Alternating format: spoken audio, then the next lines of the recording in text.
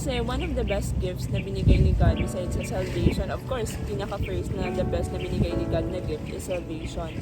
And then second, for me yung second na the best gift na binigay ni God is our parents, good parents. Kasi, diba, hindi tayo lalaki ng ganito, hindi tayo magiging okay, hindi magiging okay yung life natin without our parents. Kasi, bata pa lang tayo, they always make sure na natutulog tayo sa maayos na they always make sure na healthy tayo, na happy tayo, Nakakain tayo ng maayos. yes, yung kahit na sila, kakainin na lang nila, ibibigay pa nila sa anak nila, diba?